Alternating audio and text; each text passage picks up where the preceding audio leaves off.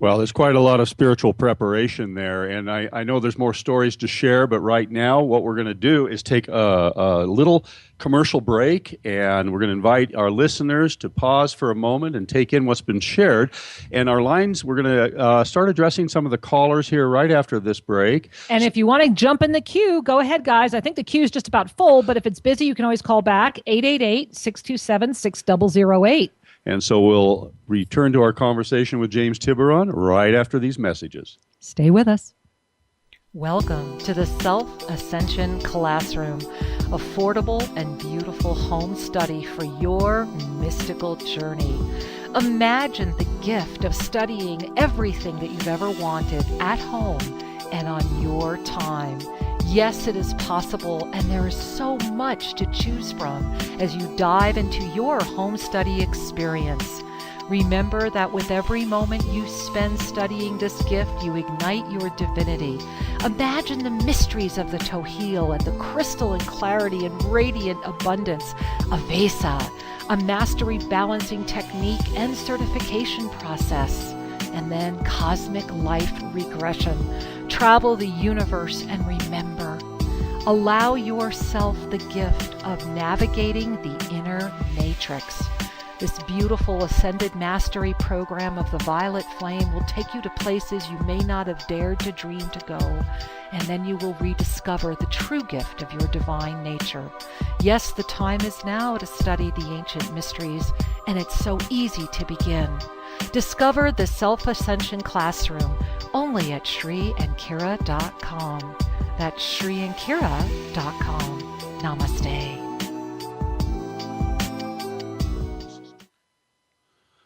Welcome back. We're delighted to be with you. You know, I am so excited because today we're talking about, hey, are you living your spiritual journey or not? And what a great guest we have. And James has just shared with us this commitment of tenacity that he displayed. And I want to underscore what I think is an important point for all of us to remember.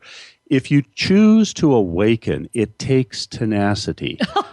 You know, every once in a while you run into somebody who says, I got hit by a bolt of lightning and it was all good after that. Well, I'm sorry, that's the exception. Well, but really, and aren't we all kind of hit by our own? James, I'm laughing here with you because I love in your story, I love the areas you've been called to and the affinities. It's like touching areas where you left behind energies of your soul that were going to be there for you to reclaim. Have you ever had that sense when you were visiting these places?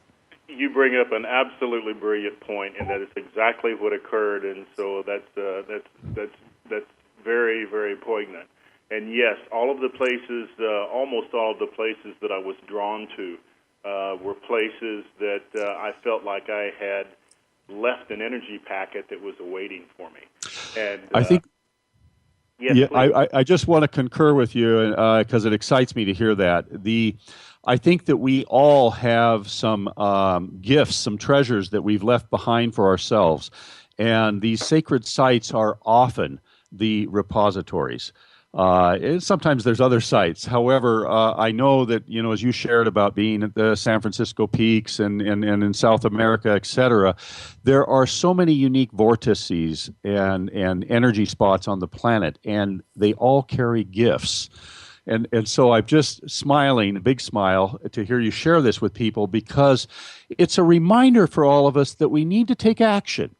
Don't sit on the couch. Get out there and do what your heart is calling you to do. And step by step, day by day, you'll arrive at where you're meant to be. Well, absolutely. And, James, as you have embodied this and you really jumped head forward and said, okay, I surrender. When did you finally make that leap that just said, okay, I loved earlier, I was smiling when you said, well, I was working then, because of course you're working now. But I understand the reference. When did you make the leap? What was it for you? What was that moment that said, my spiritual life is my life and I'm not going to do anything other than that anymore? When did that leap happen for you? Well, Kara, I had my spiritual awakening, as I mentioned, in Brazil, and I lived in Brazil 6 years. And there were so many times when I thought that my 3D job was not my real calling and that I should quit what I was doing and move to an ashram in India. In retrospect, had I have done that, I would not have the knowledge I would not have seen the places regarding power nodes that I have now. So part of my realization was very often much of our lesson occurs in what may seem as mundane 3D. My call to action was to keep studying. And so I was a student, a devout student of metaphysics as an expatriate, as a foreigner for 30 years. And literally, I would read 1 to 2 books a week. And I did that for 30 years. And so my call to action was really the vision questing. And so to your point, those were difficult for me. I didn't know what prayer ties were, and so when I took 7 days of vacation and my Lakota facilitator was there, he said, where are your prayer ties? And I said, what are prayer ties? And he explained I had to take 444 strips of cloth, put sacred tobacco in them, say a prayer, and tie them in a circle. And so I said, well, you know, I'm basically just wanting to fast. That may be your belief system, but it's not necessarily mine. And he said, well, the elders won't be there if you don't do it this way. And so I did it. And on the third or fourth day in Tecate, Mexico, on a Yaqui reservation at night when I'm going into altered states, and because of my body weight, it took me 3 to 4 days to start getting into that visionary state. I understood why those prayer ties were there. And nonetheless, the first 2 years that I did it, I said to myself several times, particularly in Arizona when it was cold and there was snow on the ground and I had a sleeping bag inside a 7-foot diameter circle, I thought to myself, why am I here? What on earth am I doing at my age, laying on the ground and freezing to death on my vacation? But the rewards were there. And although it took 3 years before I had a vision, that vision answered so much. I recognized, I experienced firsthand that there are other realities, that there are other dimensions that through perseverance and effort we can learn how to navigate within. And within those higher states were many teachers, were experiences of my higher self that evolved me and allowed me the opportunity to understand so much more. But you are absolutely right. It is effort that is required. Action must follow intent. Absolutely. I love that you're saying that. And I just want to underscore that for all of our listeners to remember that the gift is when we apply spiritual tenacity, meaning that we make a commitment and have the tenacity to see it through and trust our inner wisdom, because everything you're describing is about living that spiritual life through trusting your inner wisdom. And I just want to say that I just have so much love and respect for you that you said, okay, year 1, no vision, year 2, no vision, yet within my heart, within my soul, something's going on. I'm going to keep going. That's when we have the divine recognition of the universe flowing through us. And you know, Shri, that's called trust. It is. And when we can let go of that fear and doubt. And so speaking of letting go and all of that, we have these amazing callers standing by. We have some beautiful callers that have been very patient. And so let's go to the lines, and we'll start with line 2 and invite Katrina to the conversation. Namaste, Katrina. Welcome. Oh, namaste, and what an incredible show, and thank you for your guests. You know, my heart is over here between the crying and the joy is just flowing, because this is exact message. You know, I've been praying from early morning on. Just this beautiful, just flowing crystalline light. So thank you. So being selfish, I still just want to reading because honestly, you guys doing so great jobs to explaining everything. Oh, well, Katrina, first of all, Angel, I want to thank you for calling in today and for really allowing your heart to be open to receive. And I want, if you can, Angel, bring your hand to your heart and take in a deep cleansing breath. And in this moment, I need to share with you that all the angels that are around you right now, and there are a lot, and many who don't even have names, that I'm asking for names, and they're just in this beautiful collective around you, and they all keep saying the same thing. Everything will resolve as you love yourself and remember the truth of who you are. Everything will resolve as you remember the truth of who you are. And they're saying one step you can do to remember the truth of who you are is to continually connect with your divine breath and smile on the exhale. There is a gift in your smile that has not been harnessed yet. And that I see what's going on with you right now. And what I can share with you is that you are a beautiful, brilliant, wisdom-filled woman. My goodness, you carry incredible energy. And it's time for you to remember that that's your role and you have the right to do that. And so, beloved one, thank you for lending your energy to this call. And James, if you care to contribute, feel free to jump in. And Katrina, namaste. Mm-hmm. Well, just the one point that I wish to mention. Some people, the first book that I wrote was about sacred sites, and I looked at it from a geological point of view, where I found that there are certain mineralogical composites that change the ionic ratio and affect our auric field. And but people have said to me the entire earth is sacred, and that is absolutely right. So the way that we define sacred sites are that there are certain places on the earth that are more embellished with specific energies that thin the veil, that develop for specific reasons an ability to open our pineal gland. And so, yes, the entire earth is sacred, but there are living cathedrals across the earth that can help us in many ways to find that higher self. Beautiful, beautiful, and well said. And for those that are called to make those journeys, the rewards are waiting for you. Always. We're going to say thank you to Katrina. Let's go to line 3 and welcome Sonia from San Francisco. Namaste, beloved. Welcome. Hi, thank you so much for taking my call. We're delighted to do so. How can we serve you? I just wanted to call in. I was so excited, and I'm so excited to talk to you guys. I'm on this path of awakening and ascension, and just, really delighted. I got picked for the call. I'm so excited. I don't know what else to say. I'm just on this path now, and kind of had this awakening about 2 years ago, and since then, so many great things have happened in my life. Well, Sonia, I just want to share with you that, first of all, my heart is just smiling around you. And again, there is never an accident the week that your call gets selected to go on air. And I know you know that. And I'm kind of giggling with delight here because you're carrying this energy right now of like little crystals. And when I say little, it's because there's a lot of them.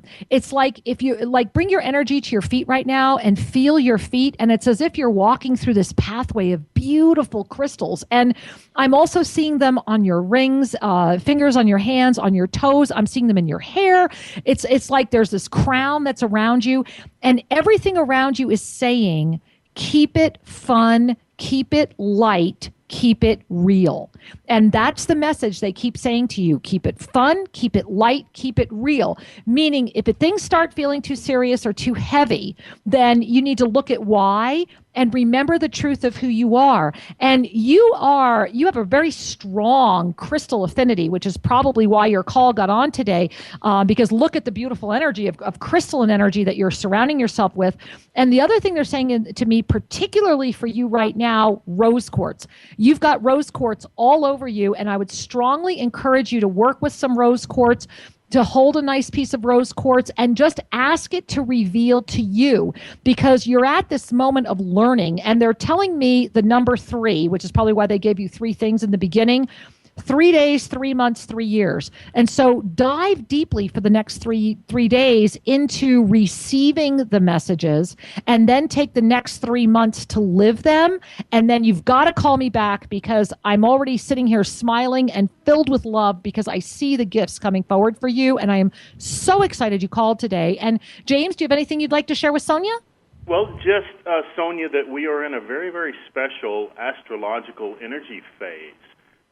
We are now entering a Mercury retrograde, which offers an ability to look inward very, very deeply. And there is a full moon total eclipse occurring on October the 8th, and there is a solar eclipse occurring 14 days later on the 23rd of October. So we have all of these things happening. It is an absolutely powerful time on the planet, very intense energies, but this can be used to go deep and to receive very, very powerful interfaces with divinity. Beautiful. Thank you, Sonia. Thank you, Sarah. Thank you both, and I want to let Angel. you both know that I have a big rose quartz right next to me. It's a heart. I love it. Don't you love beautiful. affirmation? I love it. Thank you. And just to bring one more smile to your face, you reached us today on line 3. I love it. So have a beautiful afternoon. Many we blessings. love you, Angel. Namaste. Do we want to take another caller, Sri, or let's move forward? We're going to move forward. We have more callers standing by. We will get to you in a few minutes. Just be patient, angels. But I wanted to bring our attention back to sacred sites. James, in particular, you mentioned Arkansas and the crystalline energy there, and certainly Brazil is quite famous. The Himalayas have their own quality of quartz crystals. I have some really special quartz that came from the Ural Mountains in Russia, singing at a very high frequency. I'm just curious about what perspectives you might share with us as one who travels, this beautiful globe. How do we go about recognizing where we are to be? Can you offer some suggestions to the listeners? I think it's a question of, and that's a great question, and I think it is an issue of trusting our inner guidance. In my life, looking back, I always seem to go either consciously or unconsciously to the places that were waiting for me. So I think that we have to trust that higher energy of divinity, that once we are on the path, that once our energy is in alignment with higher self, then the divine mind, which operates very fluidly in dream states and through intuition, and comes through clearly when we are in the right balance, headed the right direction with open hearts, then we go to those places we're meant to go to. So I did spend quite a bit of time in Russia, and Russia is a magnificent country, and it is. I've been to Lake Baikal in eastern Siberia, and it is absolutely surrounded by Buddhist monasteries, and a lot of people don't realize that. And it is just the entire country is at one of those latitudes, between latitudes that offer incredible balance. Lake Baikal is on between the 50th and 55th latitude, which contains so many powerful places on the earth. So certain latitudes offer unique balances as well, as do certain elevations and certain mineralogies. And so I really have a great affinity for crystals and gemstones that come from the Ural Mountains. Lake Baikal, the banks of Lake Baikal are lined with lapis lazuli, which is a very, very powerful and inexpensive gemstone. Edgar Cayce recommended lapis lazuli to open the pineal gland. He recommended lapis lazuli more than any other gemstone. And it's found in the Himalayas, and it's found in Chile, but it's also in minor non-mine deposits all over.